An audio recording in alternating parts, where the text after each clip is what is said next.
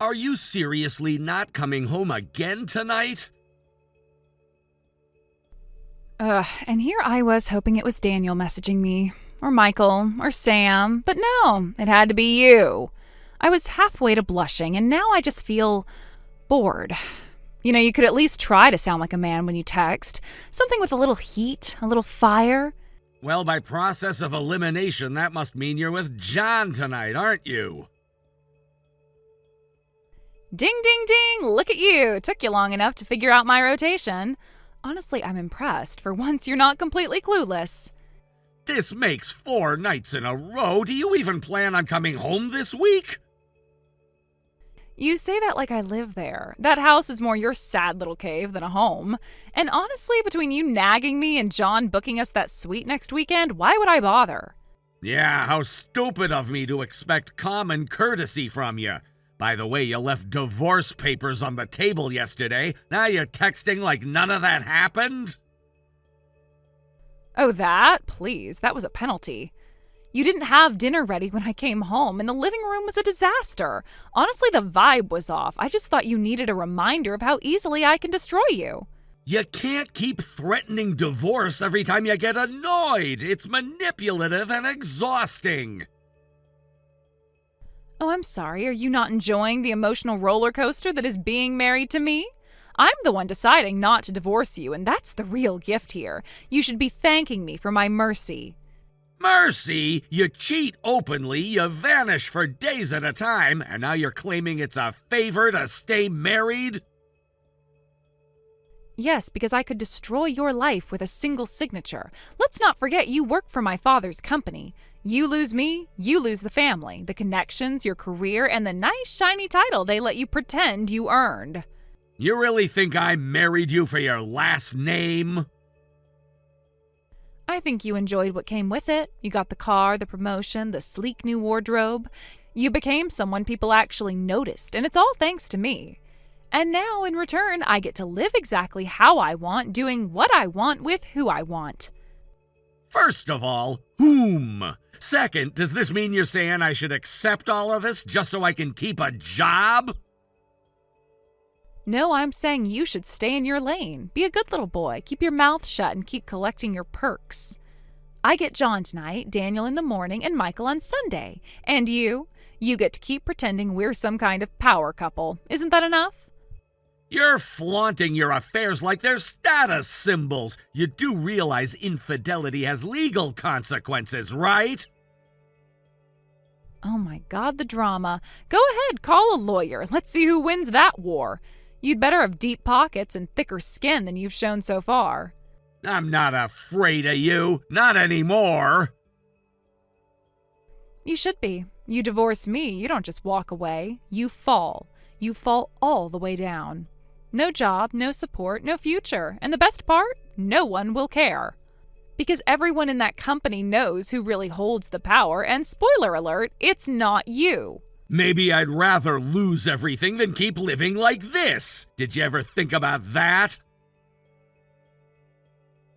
Oh, please, you've gotten used to the taste of luxury. You're not walking away from that. I'm giving you a deal. Keep your mouth shut, stop playing the wounded puppy, and let me live my life. You make one wrong move, one pathetic little complaint, and the next time the divorce papers won't be symbolic. They'll be certified, signed, and filed. You honestly believe none of this will ever catch up to you? What can I say? I'm untouchable. You're just the man who married too far above his station and couldn't keep up. So do yourself a favor and stop embarrassing both of us. Now, if you'll excuse me, John just got back with the wine and strawberries. Try not to cry yourself to sleep again. It's getting tedious.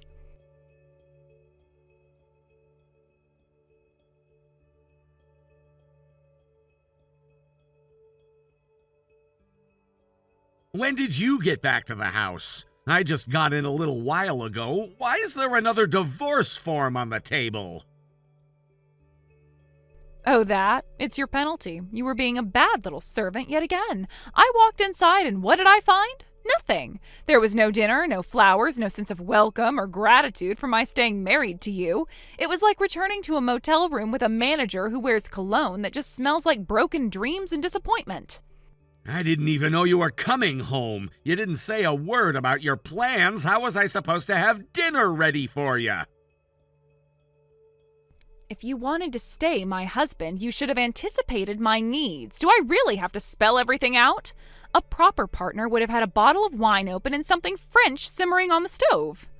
Right. So do me a favor and help me understand the rules of this little game of yours. You vanish for 4 days, waltz in unannounced, and I'm the one penalized for not reading your mind? I'm not playing anything. I'm just holding you to a higher standard. Think of the divorce forms as, performance evaluations, and you're currently failing. Whatever. Are you coming home tonight? No, tonight is Daniel's night. We're going to that jazz bar I told you about. You know, the one you said was too pretentious. He booked us a corner booth and everything. That place has real atmosphere. It's so very adult. I think you missed a few letters on the end of your sentence there, namely E, R, and Y. Anyway, I thought you should know. I'll be leaving early tomorrow. What? Where are you going? Oh, are you pretending to care now? I'm going out of town on business. It was a direct assignment from your father. Oh, how romantic. A week without you. Just imagine the peace and quiet I'll finally get. Just so you're aware, I won't be home. No meals, no bath drawn, no one to clean up after ya. Poor baby. You're not going to be around to play housekeeper. I'll manage. In fact, I already have the week fully booked. Monday is Michael, Tuesday is Sam, then Daniel again, then John's flying in on Friday. Honestly, you leaving just opened up more time for me to live my best life. This is sick. You're treating our marriage like a clearance calendar for affairs. And you're still pretending it's a marriage. That's cute. You really don't see how close this is to collapsing from beneath you. Oh, I see it just fine, but you're not going anywhere. You'd never risk losing what you've got, and we both know it.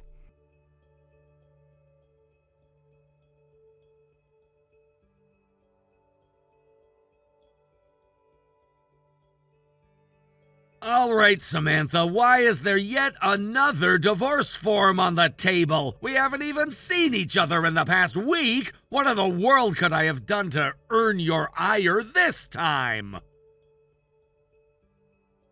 Oh, you noticed that. I was starting to worry you had completely checked out.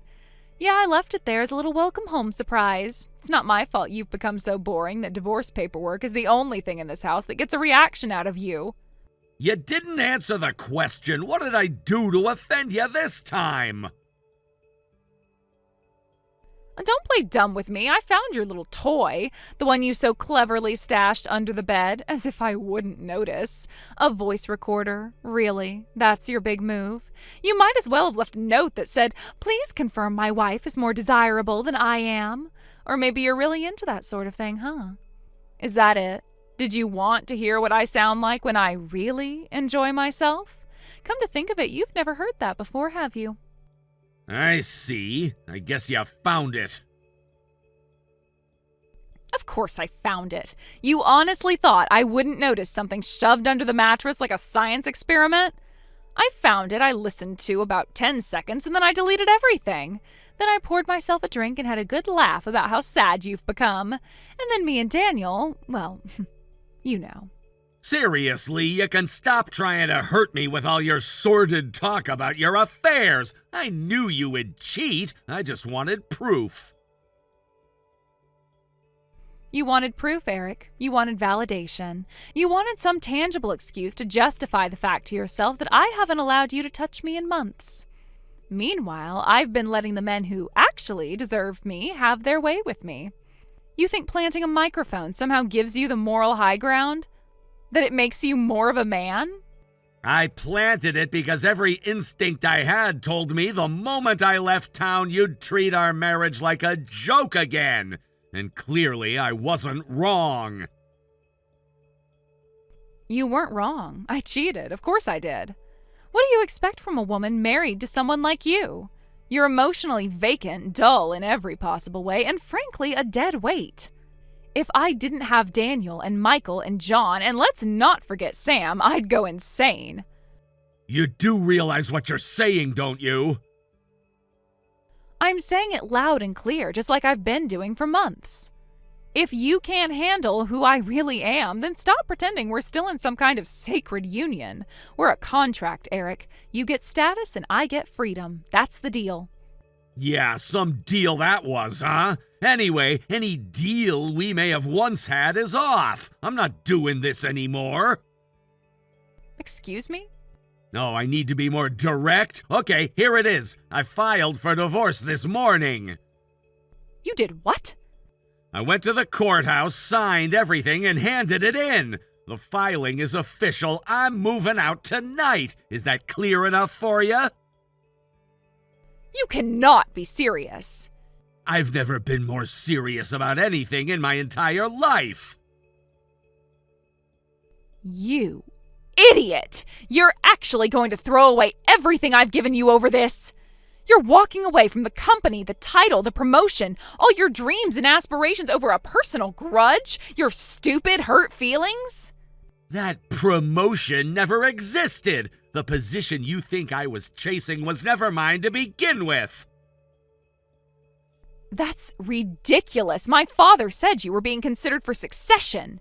He said that to make you feel better about the arrangement, but that's not the whole story. To be more precise, that's not the story at all. He made it all up. The board never saw me as a candidate.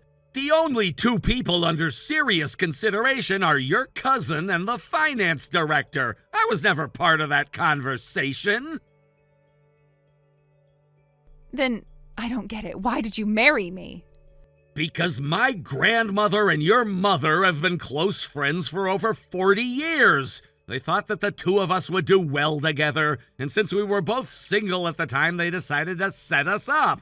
And you acted like someone I could build a life with.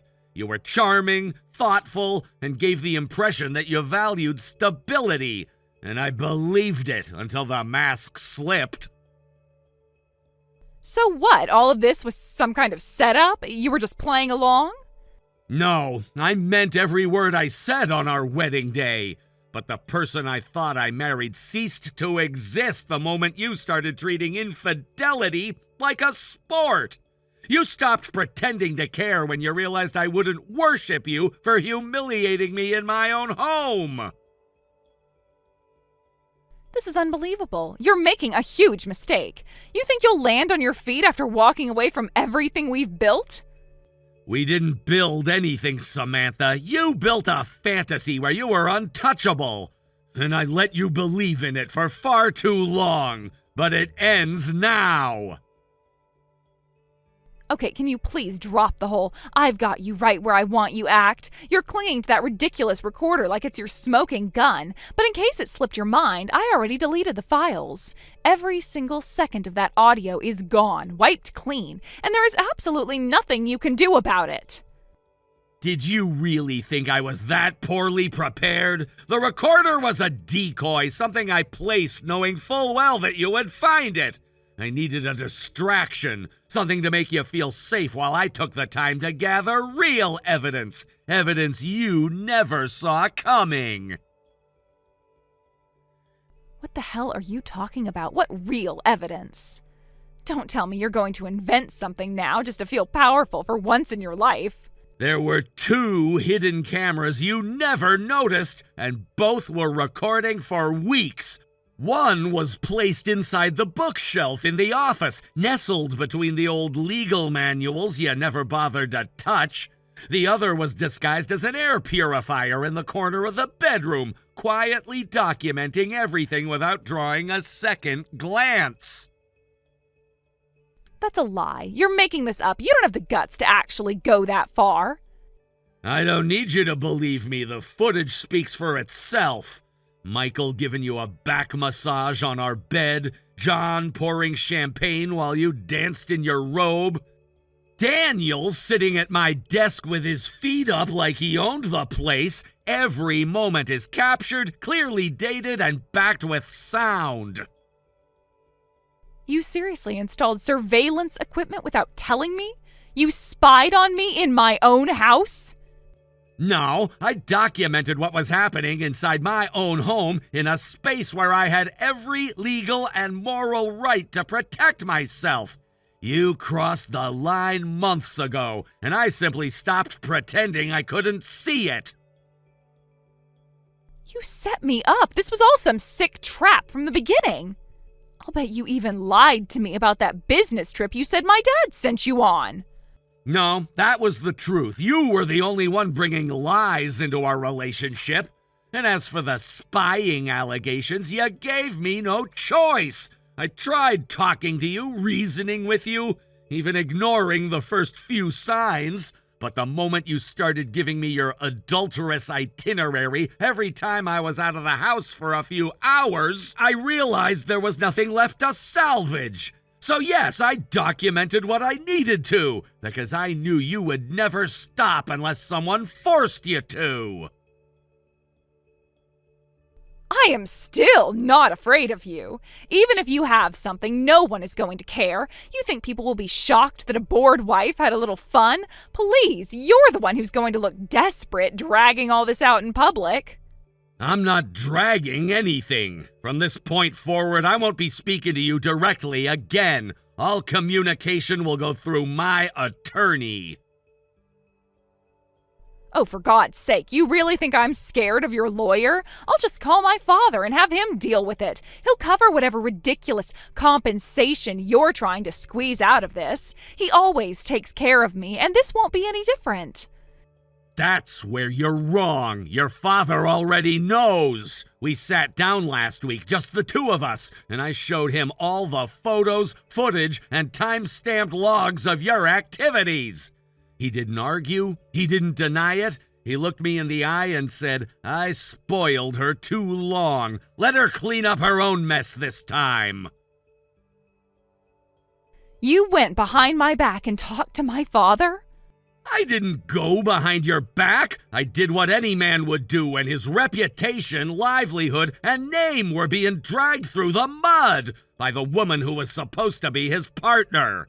Your father said you needed to face the consequences for once in your life, and that he would no longer be shielding you from the fallout. He was very clear about that.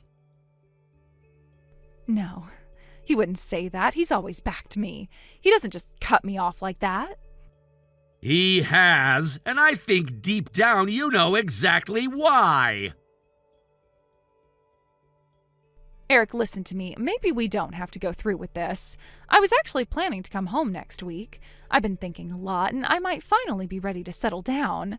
Yeah, I think it's time to stop all of this. We can start fresh, just the two of us. We can put this all behind us and live happily ever after. You had every opportunity to make our marriage a happily ever after story from the very beginning, and each time you chose your own selfish desires over me. I don't believe a word of this. You're not ready to settle down. You're just afraid of facing the consequences. That's not true. We had good moments, right? You're willing to throw all of that away? What we had was a performance, and I'm finally stepping off the stage. Then let's talk at least, face to face. No lawyers, just us. My attorney's name and contact information are in the letter I left on the living room table. If you have anything further to say, you can direct it to him. Eric, please, wait. Just talk to me. One more conversation. We don't have to end it like this. Yes, we most certainly do. It's game over, Samantha.